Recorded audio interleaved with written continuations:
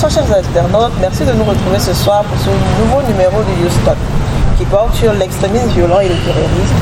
Quelle stratégie de résilience dans un contexte régional instable?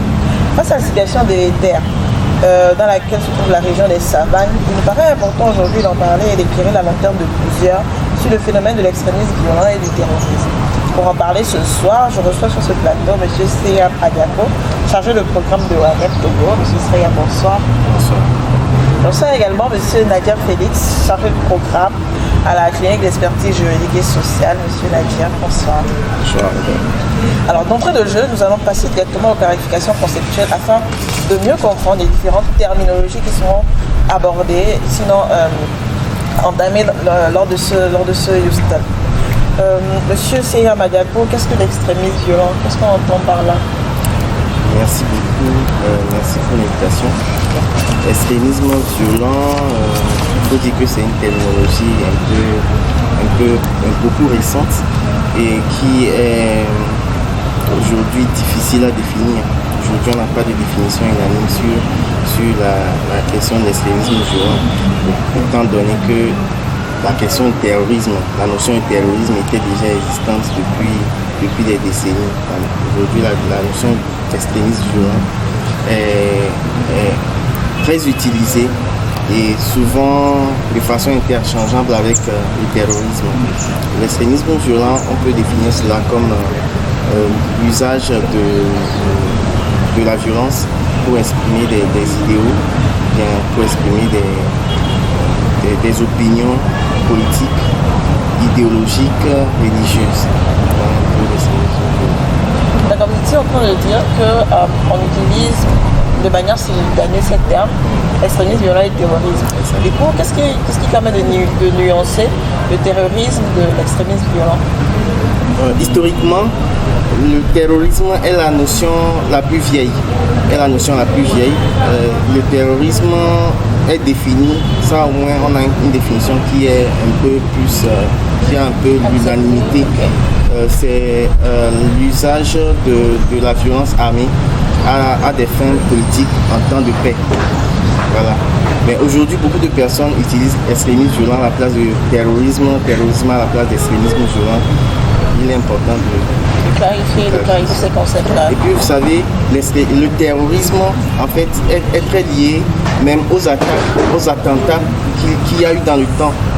Donc le terrorisme existait depuis, par exemple, l'attentat du prince héritier d'Autriche, Hongrie, vous vous rappelez de ces notions-là. Donc le terrorisme existait depuis très longtemps. D'accord. Et généralement, lorsqu'on parle de terrorisme et d'extrémisme violent, on entend également parler de radicalisation. C'est quoi la radicalisation? Est-ce que c'est une méthode d'extrémisme violent ou bien c'est aussi un autre courant? Non, ce n'est pas un courant. La radicalisation, c'est plutôt un processus. C'est le processus par lequel un individu normalement constitué qui a des tendances modérées en arrive à avoir des opinions et à vouloir les exprimer de façon radicale. En fait, la radicalisation, c'est le processus qui conduit vers l'extrémisme violent. Ok, d'accord. Et quand on parle, qu'est-ce qu'on entend lorsqu'on parle de djihadisme? Généralement, c'est en lien avec le djihadisme, l'extrémisme violent, le terrorisme. On dit que c'est la même chose. En fait. Comme vous l'avez dit, le djihadisme, le terrorisme, l'extrémisme violent, je ne l'avais pas mentionné. Le djihadisme est également utilisé parfois pour désigner soit le terrorisme ou l'extrémisme violent. En fait, le djihadisme, c'est peut-être juste un courant du terrorisme. Mais en fait, c'est pas abus. Parce que le djihadisme, en réalité, ça n'a pas une connotation négative, en réalité. Le djihadisme, c'est un peu comme l'évangélisation chez les chrétiens. Aller évangéliser. Jusque les moyens qui sont employés historiquement pour pouvoir amener les gens vers la religion musulmane, c'est ça qui fait que le djihadisme est parfois à tort associé au terrorisme. Là, on va peut-être partir dans l'histoire de l'Arabie Saoudite, l'histoire de comment est-ce que par exemple la nation Arabie Saoudite est née. comment on appelle ça, une exploration ou une conquête de territoire qui a été menée par des personnes qui ont revendiqué être des musulmans et qui ont voulu avoir un territoire juste pour des musulmans. Donc c'était un djihadisme à l'époque, mais par la suite, la notion du djihadisme s'est toujours développée autour de cette nation Arabie Saoudite. Si on se rappelle, je pense dans les années 80, je sais plus, 70-80, il y a eu la prise de la Mecque par des terroristes. Et ça aussi, c'était un peu comme le djihadisme, parce que la motivation derrière, c'était de pouvoir aboutir à une épuration de l'islam. Parce que pour eux, avec le temps, c'est vrai que la nation d'Arabie, le royaume d'Arabie Saoudite a été créé et on a ce royaume fonctionne sur les principes musulmans et tout, mais à un moment, ils ont trouvé que ils ne devaient pas, le roi et ses fils ne devaient pas s'acoquiner avec les Américains. Les Américains qui, pour eux, sont le symbole de la perversion à outrance. Donc, c'est cela qui aboutit à la prise de la Mecque. Donc, quand on parle de djihadisme, c'est la motivation qui est derrière. Mais le moyen d'expression de cette opinion, c'est ça qui lui donne parfois une connotation négative. Si on va se lancer sur ce débat-là, on risque d'aller trop loin. On risque de ne pas s'en sortir, d'accord, merci beaucoup. Et également, lorsqu'on revient sur les notions de terrorisme, extrémisme violent et tout ça, on entend beaucoup parler de l'instrumentalisation. Est-ce que ça aussi c'est un processus, c'est un moyen, c'est un mécanisme bien? Si on doit parler de l'instrumentalisation ici, c'est qu'on doit peut-être faire recours à la façon dont les attaques, parce que quand on parle d'extrémisme violent, c'est qu'on parle d'attaques aussi. C'est des personnes qui estiment qu'elles doivent être écoutées d'une certaine façon et qu'elles ne le sont pas véritablement, elles s'expriment par la force. Donc ça s'exprime de la façon dont les attaques sont revendiquées. Donc quand une attaque se produit ou une attaque est perpétrée, des personnes revendiquent cette attaque-là et disent pourquoi cette attaque a été perpétrée. Donc cela part de l'instrumentalisation. Mais il y a aussi un autre versant de l'instrumentalisation qui est que l'attaque là, l'extrémisme violent donne lieu dans beaucoup de pays à une réaction de l'État, une certaine réaction de l'État qui lui permet de mieux contrôler le territoire. Mais attention, on ne va pas aller sur ce terrain. D'accord, ok, merci beaucoup. Alors, dans la sous-région, on observe en fait qu'il y a une montée, je n'ai pas envie de dire assez poussée, mais on observe quand même qu'il y a une montée de l'extrémisme violent. Alors, on voudrait comprendre en fait, mieux éclairer la lanterne de nos internautes sur les causes. Quelles sont les causes profondes de l'extrémisme violent? Les causes de l'extrémisme violent doivent être recherchées aussi dans celle du terrorisme. Pourquoi est-ce que des personnes emploient le terrorisme? Parce que ils ont une certaine volonté de se faire entendre. Ils ont un agenda, un certain agenda. Maintenant, aujourd'hui, quelles peuvent être les causes de cet extrémisme violent-là? Ces causes sont plurielles. On a les causes politiques, pouvoir revendiquer une certaine appartenance politique, pouvoir imposer une certaine orientation politique qui n'existe pas dans un pays. Peut-être par exemple dans un royaume, on ne parle pas de démocratie, pouvoir se faire entendre en tant que voix dissidente. Il y a l'aspect sociologique de la chose ou l'aspect identitaire des minorités qui ne se sentent pas vraiment impliquées dans la gestion du pays et qui veulent se faire entendre. Il y a l'aspect développement, l'aspect respect de l'état de droit. Donc c'est autant de revendications qui amènent à l'extrémisme violent. Voilà. Maintenant, si on doit aller aussi sur le terrain des causes du terrorisme en Afrique ou dans le bassin du lac Tchad, ça aussi c'est carrément une autre paire de manches. D'accord, monsieur Nadir Félix, des compléments. D'accord, merci pour la parole. En guise de complément à l'intervention de mon cher ami Hiram, je pense que on peut peut-être s'amuser à classer cela dans deux facteurs. Donc, il y a peut-être les facteurs répulsifs et les facteurs attractifs. Quand je parle de facteurs répulsifs, et c'est peut-être on peut citer la marginalisation, on peut citer les discriminations, on peut citer l'oppression, on peut citer les violations de droits de l'homme, on peut citer les crises interethniques, interreligieuses au sein des communautés. Donc tout cela font partie des facteurs qui peuvent en tout cas être à la base des sources potentielles pour ces gens. On peut également citer comme facteurs les facteurs d'abord attractifs, voilà les facteurs attractifs, c'est-à-dire n'oublions pas aussi que ce sont des groupes aussi très bien organisés quelquefois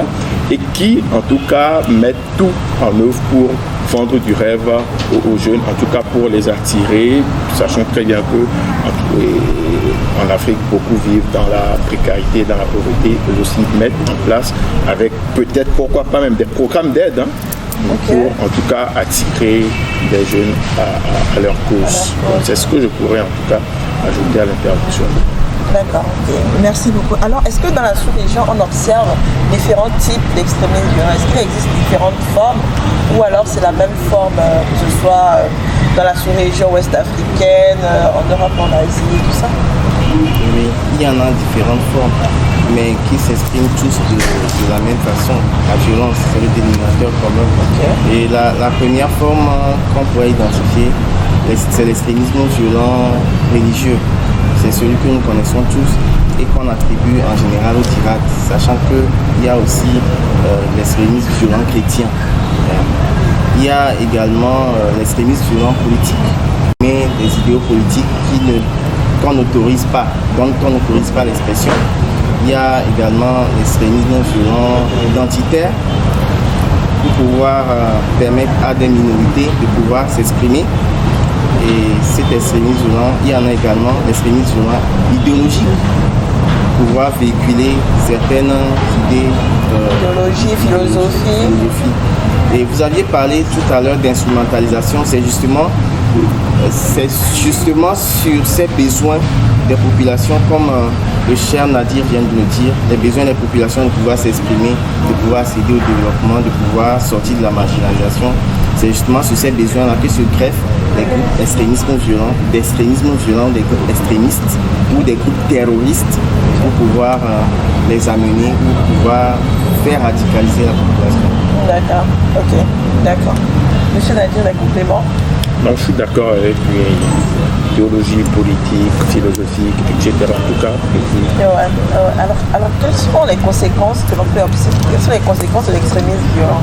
J'entends par là des conséquences à tous les niveaux, au niveau économique, social. Comment est-ce que l'on perçoit cela? D'accord. Je dirais que par rapport aux conséquences de l'extrémisme violent, et d'abord si nous prenons déjà notre contexte ici au Togo avec les récentes attaques, aujourd'hui nous remarquons qu'il y a des déplacés à l'intérieur du pays. Mais le mal, c'est que nous n'avons pas de mécanisme pour pouvoir canaliser ces déplacés-là. Et les communes n'ont pas encore les moyens nécessaires pour dire ok, à ce jour, nous avons tel nombre de déplacés. Aujourd'hui, quand il y a 10 déplacés, on sait exactement qu'il y a 10 déplacés de cette commune à cette commune. Nous n'avons pas encore ce mécanisme qui est mis en place, alors que ça devient très dangereux. Parce que si nous n'arrivons pas à mettre en place ce mécanisme, ça veut dire qu'il peut avoir des infiltrations. C'est-à-dire, on peut avoir des gens qui peuvent prétendre fuir peut-être la guerre alors qu'eux-mêmes ils viennent pour autre chose. Donc, tu as déjà une première conséquence des déplacés. Et pour les autres conséquences, nous sommes tous témoins de ça. La guerre ne peut qu'apporter que la misère et la pauvreté. Et aujourd'hui également, nous avons la chance, en tout cas, pour ce qui concerne le Togo, de ne pas être témoin pour le moment des couveuses locales. Vous savez que sous d'autres cieux, les extrémistes ont réussi à dompter une partie des populations et à convaincre ces populations-là de céder une partie de leurs terres. Et là, ils se sont implantés dans ces différentes localités et ils ont enrôlé les jeunes. Mais ici, pour le moment, nous avons cette chance-là. Ils ne se sont pas encore installés, ils viennent perpétrer des attaques et ils repartent. Donc ça veut dire qu'avec un peu d'effort, nous pouvons toujours contenir le phénomène et essayer en tout cas d'avancer. Donc pour les conséquences, je pense qu'il y a beaucoup de conséquences en tout cas qui touchent, en tout cas le social, sinon le quotidien même. D'accord, merci. Monsieur Sayam, des compléments. Vous avez demandé quelles sont les conséquences, quelles pourraient être les conséquences de l'extrémisme violent. En complément à ce que Félix vient de dire, je pense que la première conséquence pourrait également être la perte du contrôle du territoire. Il y a cet enjeu territorial pourrait être menacé. Exactement. Il y a cet enjeu territorial. L'autorité perdra au fur et à mesure des pans de son territoire parce que des groupes armés seraient venus chasser des populations de certains villages ou certaines populations effrayées seraient parties volontairement. On assiste déjà à ce genre de cas. Et la deuxième conséquence, c'est la perte de confiance en l'autorité de l'État. Parce que les forces de défense et de sécurité sont là pour nous protéger, mais si elles ont été attaquées elles-mêmes et qu'elles n'ont pas pu vraiment, on n'a pas eu des nouvelles de la façon dont ils ont pu réagir de façon efficace, ça va faire en sorte que les populations qui vivent dans ces milieux ne se sentiront pas en sécurité. Et quoi d'autre? On pourrait également parler des conséquences sociales que cela pourrait entraîner. Comme il a dit, quand les populations se déplacent en masse, elles arrivent à un autre endroit où elles n'ont pas de terre, elles n'ont pas de... Peut-être que l'endroit même où elles sont arrivées, il y a pénurie d'eau, il n'y a pas assez de nourriture et tout ça, c'est beaucoup de problèmes et ça entraîne une crise humanitaire. Maintenant, une autre conséquence que cela pourrait amener, c'est une certaine hésitation sur la qualification juridique de ces personnes qui se déplacent. Quel est est-ce que ce sont des réfugiés, est-ce que ce sont des déplacés internes, etc. C'est beaucoup de conséquences, comme vous l'avez dit, qu'on pourrait citer pleinement. Et donc autant de conséquences pour, qui découlent de ce phénomène-là. Et est-ce qu'aujourd'hui il existe un cadre juridique international ou national qui encadre le phénomène? Cadre juridique international. Cadre juridique, je pense il existe une stratégie mondiale des Nations Unies contre le terrorisme qui est là depuis 2006. Si ma mémoire ne me trahit pas, peut-être que Félix pourra nous en dire plus là-dessus.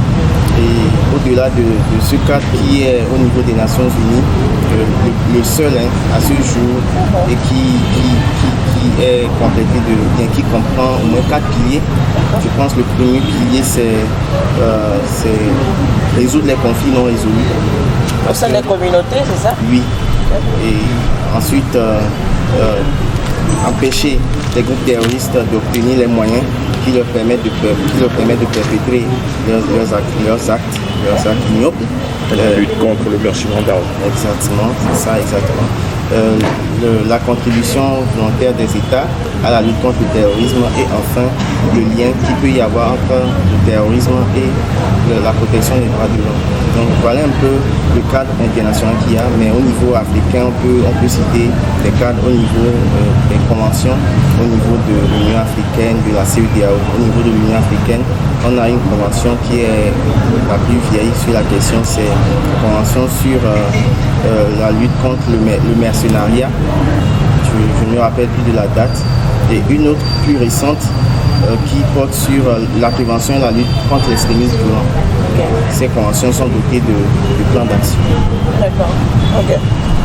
Mais donc, on constate alors au niveau international comme régional et même sous-régional, oui. on a un cadre qui permet quand même de gérer ce phénomène-là. Et maintenant, en dehors de ce, c'est vrai qu'on a des instruments juridiques. Maintenant, est-ce qu'on a des mécanismes? Parce que tout à l'heure, Félix disait qu'il y a quand même un mal parce qu'on n'arriverait pas à gérer une des conséquences de l'extrémisme violent, mais est-ce qu'il existe des mécanismes de gestion de ce phénomène? À ce jour, mécanismes, non pas vraiment, je parlerai plutôt seulement des cadres. Et ces cadres sont les plans d'action qui sont nés de ces conventions dont on a parlé tout à l'heure. D'accord. Félix, oui, les compléments. Ouais, je pourrais peut-être ajouter qu'au niveau national, en tout cas, des voix sont pleines d'être levées pour faire beaucoup pour éradiquer ce phénomène, notamment l'état d'urgence sécuritaire juin, et qui, à l'issue de cet état d'urgence sécuritaire, il y a eu un plan d'urgence qui en tout cas mobilise près de, sinon plus de 259 milliards, en tout cas, qui va aider à lutter contre ce fléau, c'est-à-dire les 259 milliards. Je pense que ça va aider non seulement sur le plan sécuritaire, mais également sur le plan social. Puisque vous savez qu'aujourd'hui, une des meilleures réponses à ce phénomène, c'est le concret, sortir en tout cas les populations des précarités. Donc une bonne partie de cet argent, en tout cas, servirait aux projets sociaux. Maintenant, au-delà de ça, il y a également l'opération Ouvare qui est mise en place. Au-delà de ça, il y a 60, en tout cas, à ma connaissance, il y a 60 en tout cas, nouveaux commissariats qui sont en train d'être mis sur pied dans la région des Savanes, dans ces zones un peu reculées. En tout cas, je pense qu'il y a une panoplie d'actions qui sont en train d'être menées sur le plan national pour tenter d'éradiquer ce mal. Ces actions dont Félix vient de parler ont quand même un cadre juridique au niveau national, puisque au Togo, on n'a pas de loi de lutte contre le terrorisme et l'extrémisme violent. On a juste quelques dispositions éparses dans les textes, le code pénal, le code, c'est ça, la loi sur la cybersécurité, la lutte contre la cybercriminalité, etc. Maintenant, on a également le décret de mise en place du comité interministériel de prévention de lutte contre l'extrémisme violent, qui a été édité en 2019. Donc c'est à la base de ces quelques dispositions-là que ces actions ont été prises. Mais il faut aussi dire que ces actions sont nées de l'état d'urgence, la situation est l'état d'urgence qui permet au gouvernement de prendre certaines mesures sans forcément consulter le Parlement.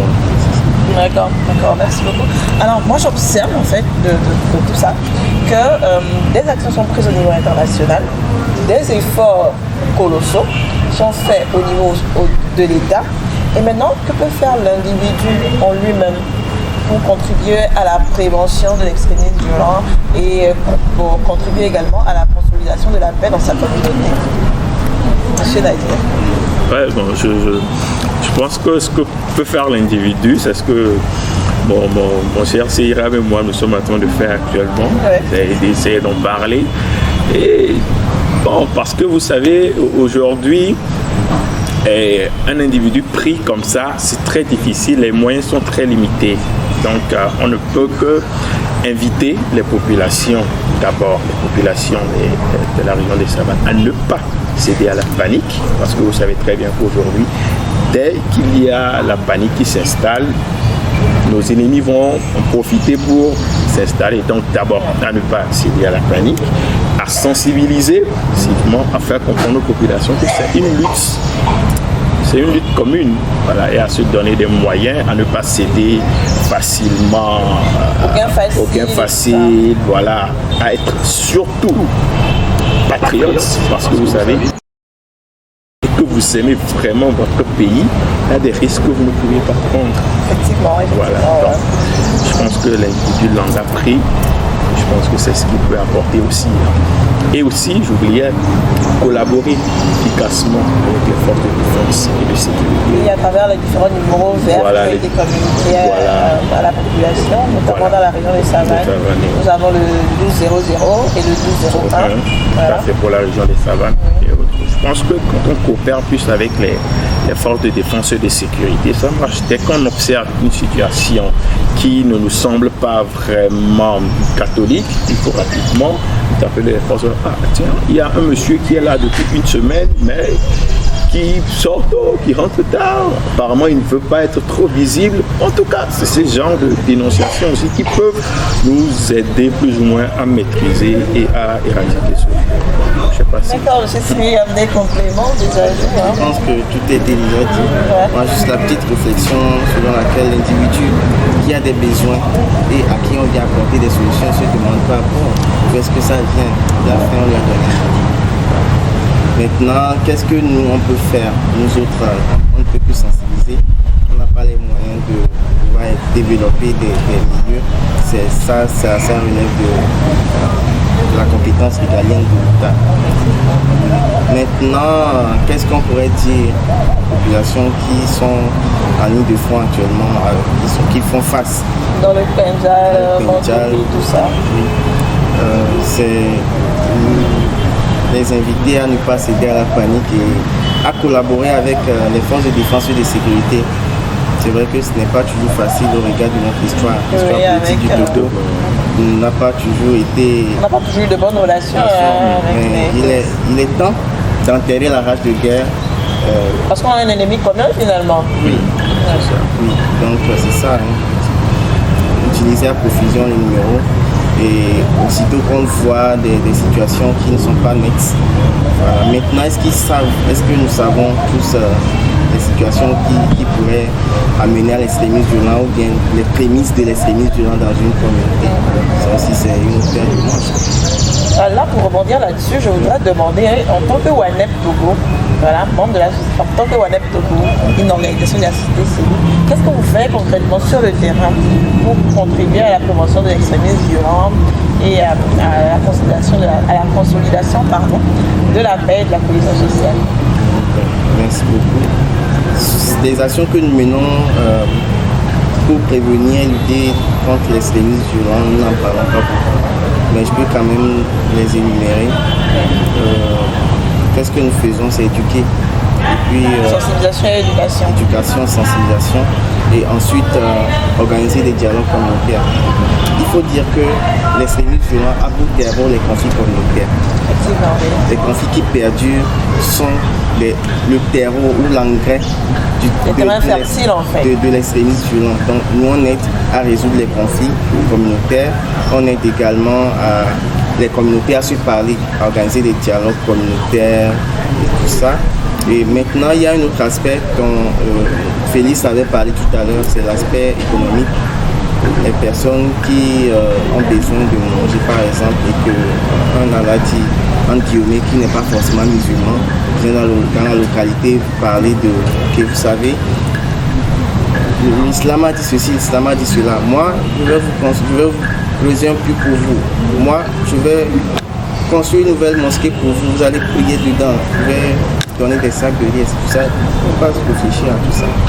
Donc, ce que nous faisons allant dans ce sens, c'est appuyer les jeunes et les femmes dans le développement de leur activité génératrice de revenus pour les transformer ensuite en ambassadeurs de paix. D'accord. Voilà un peu ce que je peux énumérer. Et aujourd'hui, est-ce qu'on a plusieurs ambassadeurs de paix comment? Dans les localités, oui, il y en a qui commencent à émerger. Même si aujourd'hui, c'est difficile de se lever dans leur localité parce que il y a ceci, quand tu te lèves pour parler de paix, tu te lèves pour parler, non, il faut lutter contre l'extrémisme violent, tout ça, on t'identifie. Parce que ces gens de groupe, ils ont des personnes, des correspondants dans la localité pour pouvoir identifier des personnes qui leur empêchent d'atteindre ou bien d'aller vers leur agenda caché. D'accord, ok. Voilà ce que nous faisons, le travail de sensibilisation, éducation, appui aux AGR, dialogue civilo-militaire aussi. D'accord, ok. Monsieur Nader Félix, des compléments, tu le fais là, c'est juste sur la question. D'accord, je pense que la CJUST fait aussi beaucoup. Oui, énormément. Depuis quelques années, nous travaillons pour la cohésion sociale, pour le vivre ensemble. Et ces dernières années, également, nous sommes très actifs dans la région des Savanes. Nous travaillons avec les populations à la base, comme l'a dit Seyram aussi. Nous faisons également des dialogues religieux et interethniques. Nous éduquons, nous sensibilisons les populations. Et voilà, puisque c'est un travail de longue haleine. Okay? Donc, c'est vrai que ces derniers temps, nous faisons un travail de fond avec les conducteurs de taxi moto de la région des Savanes. Donc, préalablement, nous avions mené une étude sur le secteur lié avec la prévention de l'extrémisme violent. Et ils ont été formés sur la prévention de l'extrémisme violent et sur leur sécurité personnelle. Là, donc, vous savez que c'est une cible très mobile. Et donc, nous pensons que ce sont des acteurs incontournables dans cette lutte. Du coup, nous faisons un travail de fond avec eux et avec, en tout cas, plusieurs acteurs. Comme l'a dit mon frère, c'est vrai que c'est un peu sensible, donc c'est pas chaque fois qu'on en parler, trop communiquer là-dessus. Donc, je ne sais pas si l'émission que nous faisons sera diffusée sur Internet. Juste pour vous taquiner. Sinon, c'est ça. D'accord. Nous travaillons un peu partout sur l'étendue du territoire national. Je ne vais pas me mettre à citer les villes parce que nous n'avons pas effectivement. D'accord. Et donc la CGIS fait également de l'éducation, de la sensibilisation, des dialogues communautaires, multi-acteurs également, dans le cadre de la consultation de la paix. Alors, nous sommes en septembre et le 21 septembre de cette année, nous allons célébrer la journée internationale de la paix. Je voudrais alors vous demander quels sont vos souhaits pour cette journée dans le sens de la sous-région, pas seulement le Togo en fait, parce que c'est pas que le Togo qui vit cette situation sécuritaire militaire, c'est également la sous-région. Alors quels sont vos souhaits pour cette journée? Oui, monsieur Seyram. Mon souhait pour cette journée du 21 septembre, c'est tout simplement à ce que nous puissions cultiver l'humanité. Cultiver l'humanité. Le thème de la journée se rapporte aux races, c'est ça, bâtir la paix malgré les différences raciales et tout ça. Ouais. Donc, cultiver l'humanité. L'humanité, c'est ce que nous avons de commun. Donc, nous arrivons à cultiver l'humanité, c'est une barrière qui vient de façon concrète. C'est mon véritable souhait, c'est que la jeunesse aujourd'hui se saisisse véritablement des enjeux de l'heure, notamment en lien avec la paix et la sécurité, pour pouvoir jouer sa partition. Le jeune a un grand rôle à jouer, le jeune a une force qu'il est capable de faire. Donc ce que je voudrais vous exhorter, vous qui suivez cette émission, à réellement s'intéresser à ce qui se passe autour de vous. Ouais. Qu'est-ce qui se passe autour de moi? Est-ce que je suis en sécurité?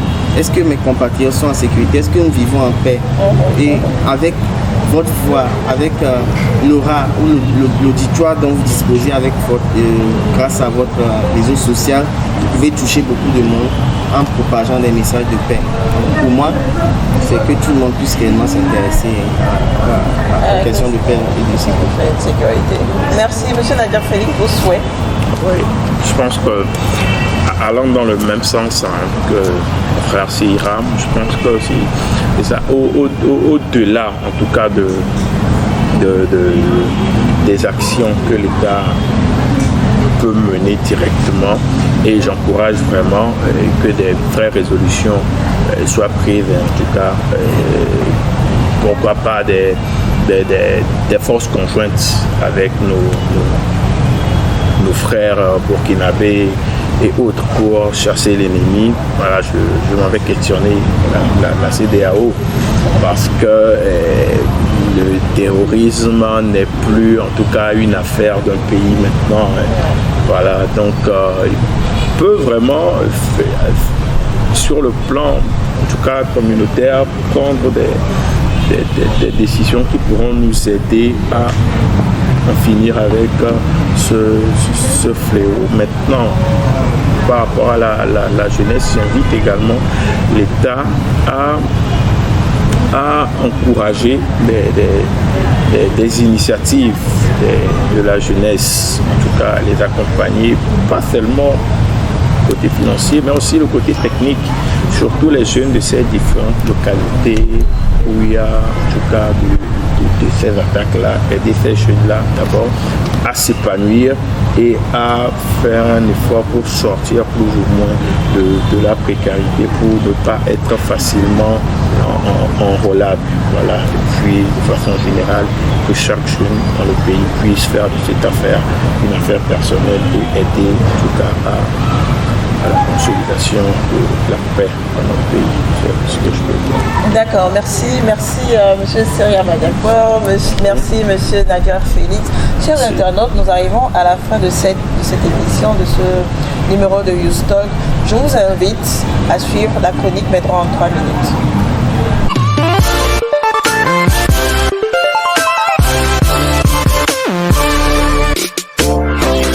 Bonjour mesdames et messieurs, chers internautes, bienvenue dans ce nouveau numéro de notre chronique juridique Mes droits en 3 minutes qui traite ce jour du droit au développement. Le droit au développement est un droit rattaché à la personne humaine en vertu duquel celle-ci et tous les peuples ont le droit de participer et de contribuer à un développement économique, social, culturel et politique dans lequel toutes les libertés fondamentales puissent être pleinement réalisées et de bénéficier de ce développement. Selon la Déclaration sur le droit au développement en son article 2, paragraphe 2, celui-ci est un processus global qui vise à améliorer sans cesse le bien-être de l'ensemble de la population et de tous les individus sur la base de leur participation active, libre et significative au développement et au partage des bienfaits qui en découlent. Le droit au développement impose également des devoirs aux États et à la communauté internationale ainsi qu'à tous ceux dont les actes ou omissions ont des incidences sur les droits de l'homme et les conditions dans lesquelles ces droits sont mis en application. Toutefois, c'est aux États que revient la responsabilité principale de respecter, de protéger et de réaliser les droits de l'homme et notamment d'instaurer des conditions nationales et internationales favorables à la réalisation du droit au développement. Article 3, paragraphe 2. En effet, plusieurs principes découlent du droit au développement, notamment le principe d'égalité, de transparence, de participation et de coopération internationale. Ajoutez à cela, la non-discrimination et la souveraineté font également partie du droit international coutumier contraignant pour les États. Au terme de l'article 8 de la Déclaration sur le droit au développement, les États doivent prendre sur le plan national toutes les mesures nécessaires pour la réalisation du droit au développement et ils assurent notamment l'égalité de chances dans l'accès aux ressources de base, éducation, logement, alimentation, emploi, santé, etc. Des mesures efficaces doivent également être prises pour assurer une participation des femmes au processus de développement.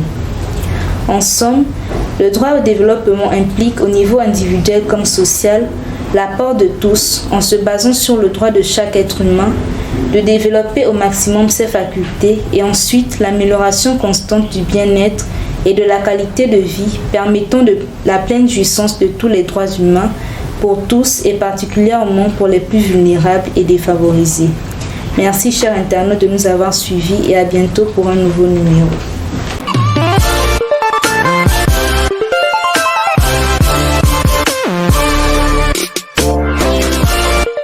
Mesdames et messieurs, merci de nous avoir suivis pour ce numéro de YouStalk. Je vous invite le 24 septembre 2022 au café littéraire que nous organisons à l'Instant FICA sur l'œuvre La paix, ma passion de M. Nestor Kochacha. Je tiens à vous informer que cette œuvre est disponible à la clinique d'expertise juridique au prix symbolique de 3 000 francs CFA. Nous voilà donc à la fin de cette émission. Je vous souhaite bien une chose chez vous et je vous invite donc à la tolérance, à la cohésion sociale et au vivre ensemble.